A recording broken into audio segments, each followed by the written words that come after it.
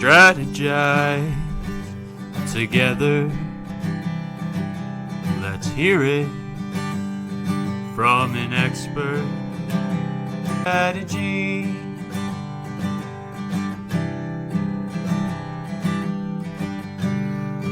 Now here's your host, Doreen Morin-van.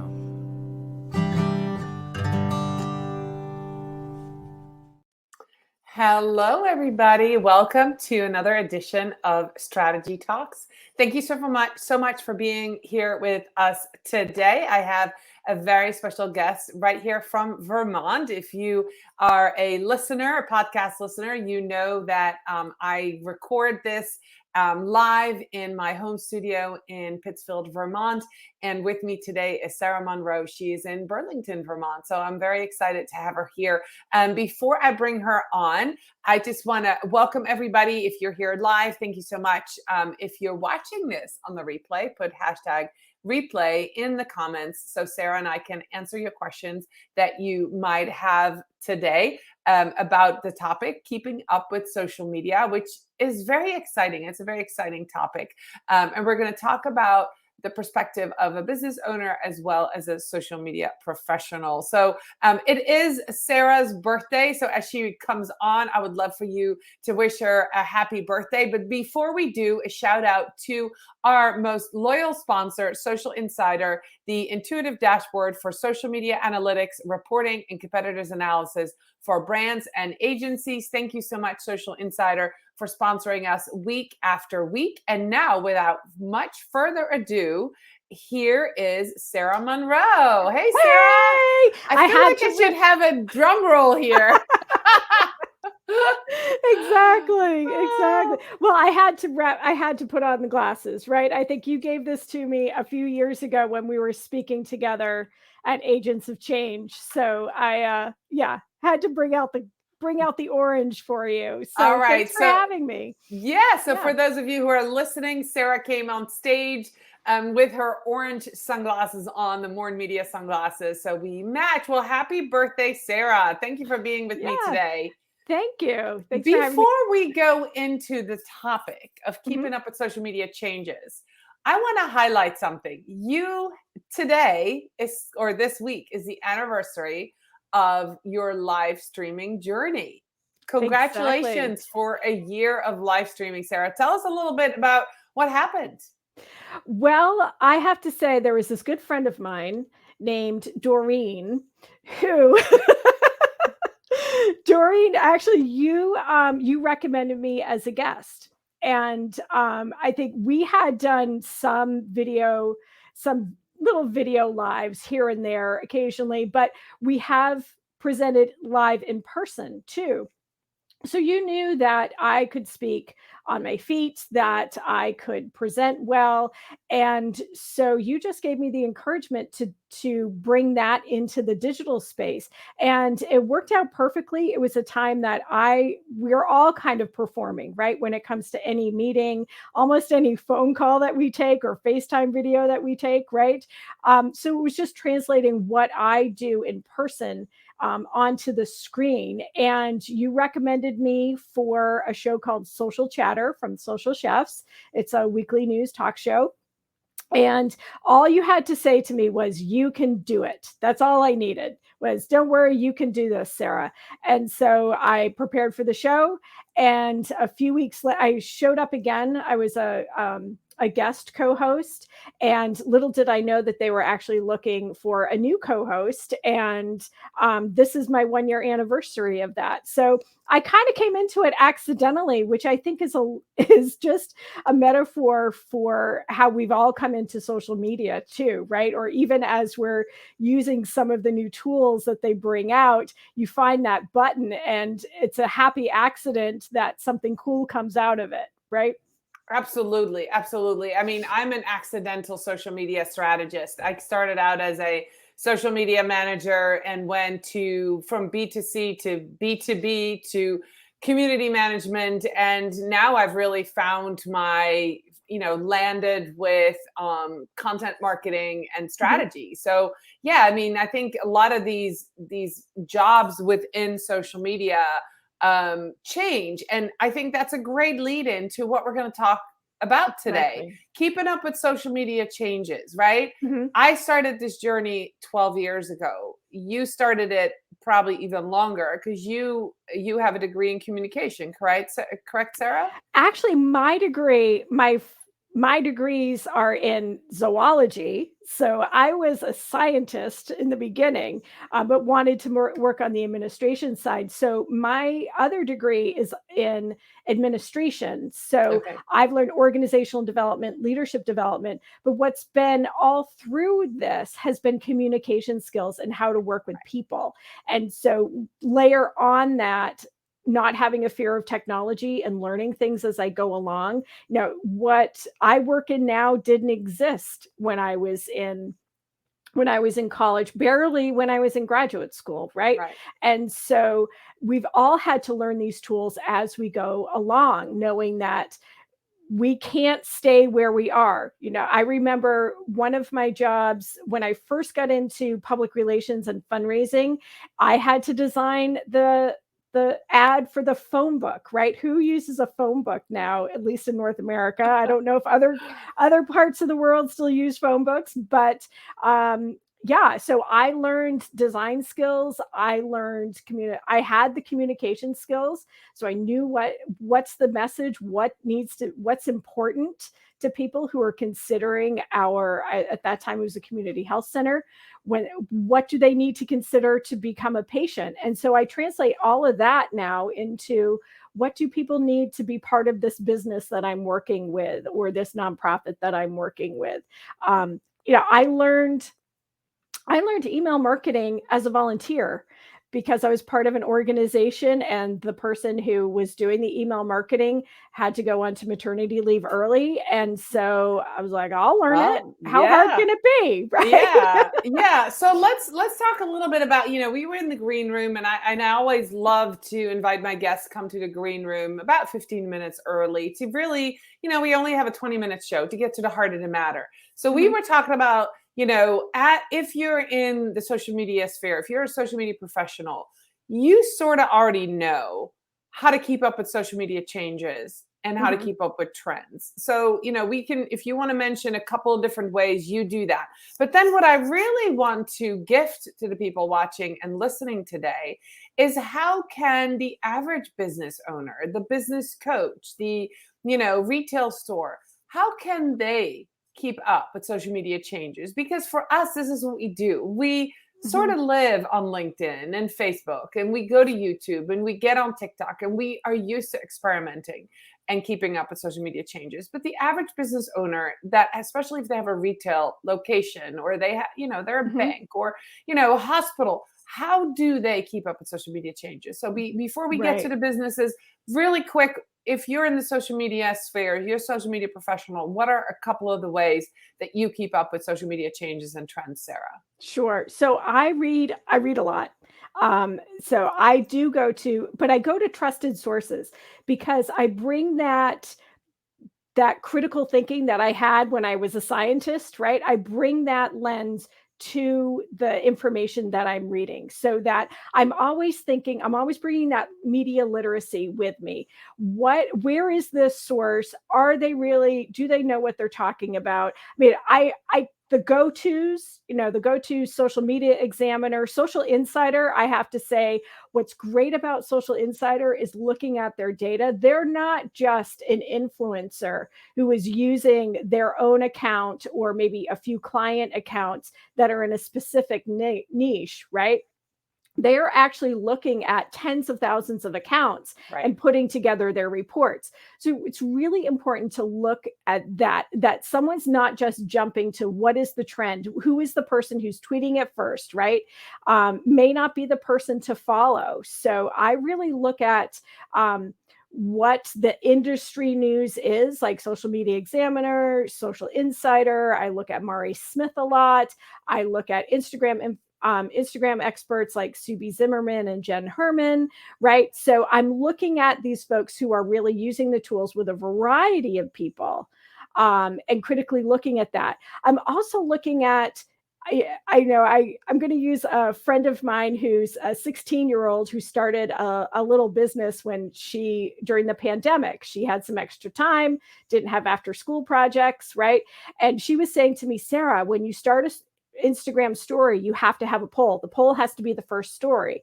It's like, where are you getting this from? And I found that it was these different influencers in that space that she was in who were saying, start with a poll because that's worked for them.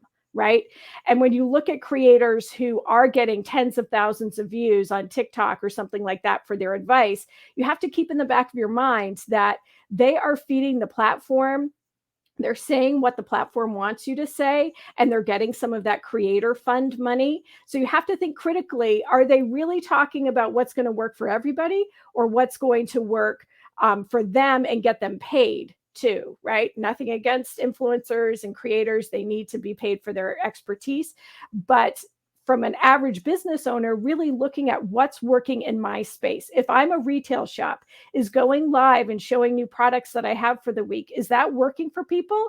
Is that working for my audience? Is that working for my community? And testing that, taking in this information, not always having to jump on the immediate trend, but taking it in and seeing if it'll work for you. Right. So if we, and I love that you just segued right into that, the average business, right? Because it's, we were just discussing in the green room, for example, creator mode on LinkedIn. Mm-hmm. It's all the buzz for us social media professionals. Yep. And then I read statistics that out of the 830 million people on LinkedIn, only 5.5 million have creator mode turned on, right? And the other people probably aren't even aware it's a thing. So, we get all excited about this newest feature, this latest trend, and then the regular business owner or business coach or, CEO doesn't know what's going on. So let's go to that segment of the population. Those of you who might be watching or listening to this podcast who strategically want to shape your business, use social media to move forward. How does somebody who is not ingrained in social media on a daily basis, how do they keep up with social media changes, Sarah? Right. I think part of it is listening to things like this, getting to know people like this, maybe tapping local consultant who knows their community, knows what's working. It's pretty easy to find us, right, in the social media community, who's out there and who's a trainer. You can look at, I work with a small business development center for years. I've worked with a women entrepreneurship center, and having there are a lot of free or really reduced priced workshops so that you can get to know what's working and figure out what's working for you. I think part of it is thinking about your business, what are some of the things that you've wanted to do to talk to the people, to tell your story and talk to the people who you want to be your customers. And then layer on that, what are some of these new tools that I could possibly use? For instance, LinkedIn, LinkedIn creator mode. Actually, I've been following your example, Doreen, and I'm launching LinkedIn creator mode today. Happy birthday to me. Yay. In creator mode. Right? Yay. On the other hand, LinkedIn has recently launched newsletters for pages. And maybe that's a place where your business could use a newsletter. You've been thinking for a long time, maybe something like MailChimp or Constant Contact would be something that I'd want to do, but I don't have the time to set it up. I don't have the time to build the list and the audience. Well, what if I tried LinkedIn newsletters? I've just heard they've come out. This could be something that I could try. It's a low entry, right? No cost. And it gives you a way to communicate to the people who are following you. So I think it's hearing what those tools are out there and if it fits with what you want to do with a business. I think it all comes back to strategy and how you want to work with people and tell your story. It all comes down to that brand awareness you talk about all the time, right, Doreen? It's all about content. It's about building that audience, telling your story, building the trust so that people know and like you and will come to you for business. So Sarah, is it okay for somebody to say, a business owner, I don't want to be on TikTok? Is it okay? So they don't need to be made to feel bad, even though the social media changes are predicting TikTok, is here to stay. Right. So as we're looking at keeping up with changes, that doesn't necessarily mean you have to jump on every bandwagon. What you're saying is you have to test out what works for you. And I would like to add to that, also it works for your resources and works for your budget. Because, there's a lot of businesses out there that might have somebody tell them, and this used to be Pinterest, and I think now it's TikTok. People would come to me and says, I need to be on Pinterest. So-and-so told me to be on Pinterest. I'm like, that sounds great. Where else are you? And do you have the resource? You have somebody in your office that can take this on? And they're like, no. I'm like, well, then you need to have a budget to hire a Pinterest manager. And they're like, oh, I'm like, you can't just add that to it without, having a resource or having that budget. And I think the same is true for, going to TikTok or, like you said, email marketing. But then when new things come up, like the LinkedIn newsletter, it's a great way to get your feet wet and get started on that. Right. Right. And looking at the data, we're based in North America, where TikTok is a big competitor and is making a lot of gains in Europe and China and some other markets, right? But it's not in others. If your business is global, then you can look at other platforms. You can look at the reciprocity of users, right? In the US, we have a place called the Pew Center for Internet Research, and we get just about every 18 months or so, we get a report on how many people are using the different platforms, and you can make a decision. I worked with a STEM education organization, and when TikTok first came out, and actually when Snapchat was out too, we decided, given the content that are on those platforms, that we weren't going to contribute to that. Yes, we had a story to tell to our audiences, but we decided, not as a conscious effort, as a nonprofit, we weren't going to be on those, because we didn't want to push students to those platforms where they could potentially see harmful content. So we built up our newsletter list, and we had a 70% open rate on our email instead. So we trained our customers, we trained our students to go to email instead, because they were all using email for school. It was a great way for us to be in that conversation. And the same thing happens with platforms like TikTok and Instagram. And if you look, you may find that your audience uses Instagram Reels just as much as they use TikTok. And so you can stay on Instagram where you've been for a while and just adapt that and add it to your strategy.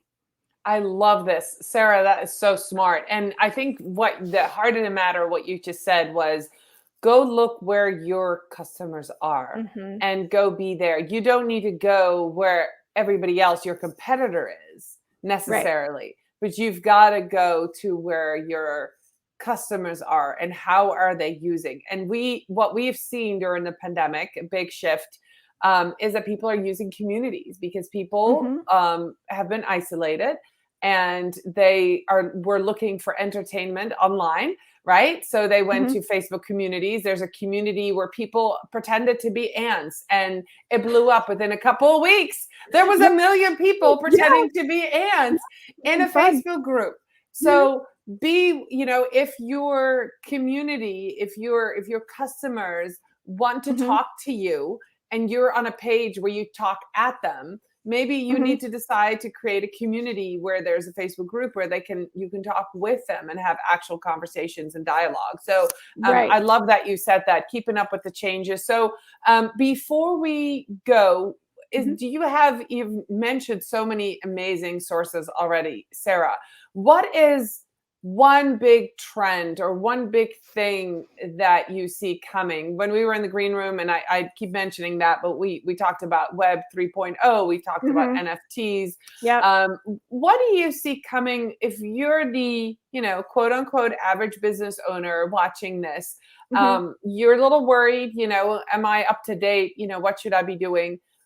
What should they pay attention to coming up in 2022 and beyond? Right. We hear so much about crypto and NFTs and Web 3.0. Web 3.0 is basically the big assimilation, right? Well, we're already assimilated to technology. We carry these things around in our pockets, right? These cell phones around. And I've heard the US Surgeon General talk about this and other social media, other mental health people talk, and they talk about social media use and how people are scrolling, and the first few things that they find what they're looking for, the information that they need in the first few minutes or the first few posts, and then they're looking for connection, right? So as a small business, you can provide that connection, right? Either to your products, to your industry, to giving them information that's useful and relevant to their lives right now, right? That's a place where you can be and not have to feel like I need to be this TikTok master, or I need to have 18 pieces of content to post this week. You can connect with people. And I think that's more and more as we get out into the world more, we're still going to look for those connections that we built online. And you can still have a place for that and figure out what are the tools that are going to tell that story. And it might be using TikTok. It might be having those short videos where you can talk one-on-one with people and post them on TikTok, post them on Instagram Reels, and have them maybe even on your website so that people can find you. All right. Awesome. Well, let's do a rapid fire question round. Show or tell? Oh, show. Book smarts or street smarts? Oh, that's a hard one because I am a big reader, but I always put things into practice, right? So I think a combination of the two is important. Okay, awesome. Physical work or mental work? Oh, I like both. I think the mental work is better if you have some physical work too. And in our industry, if that means going out and pulling some weeds, right, to give your mind a break and get a break from the screens, I think that's important. Awesome. So you're the first guest who can't choose, which I love. You're doing both. You're a good combination. I love that. So if you want to keep up with social media changes, Sara, how can people connect with you? How can they watch your show? You go live every Thursday and Social Chatter. Tell us a little bit more how they can connect with you and what platform you're most active on. Sure. So you can find me across social media at Sara Munro VT. I post random thoughts on Instagram if you want to follow that. If you want to connect with me on LinkedIn, please drop a note and let me know that you saw me on Strategy Talks, and I'd be happy to connect with you. And once I have creator mode, you may have to work a little harder to find that connect button, but certainly hit the connect button and I'm happy to connect with you. And to find Social Chatter, we're at Social Chefs across social media. And you can find us on Thursdays. We do post the live show on my LinkedIn profile so that you can find it there too. Awesome. Thank you so much. For those of you who are live today, Bob and Maria, thank you so much for being here and helping me wish Sara a happy birthday, Sara. I hope you have a fantastic rest of your day. I will be back next Tuesday, 10 a.m. with my brother from the Netherlands, talking about some international cultural differences, which I think will be a great conversation. And to those of you who are here listening, thank you so much for sticking with us through the whole 20-something minutes. Again, thank you to Social Insider for being an awesome sponsor of Strategy Talks. And I want to wish you all a wonderful rest of the week. And Sara, thank you so much for being here today on your birthday. That was fantastic. Bye, everybody.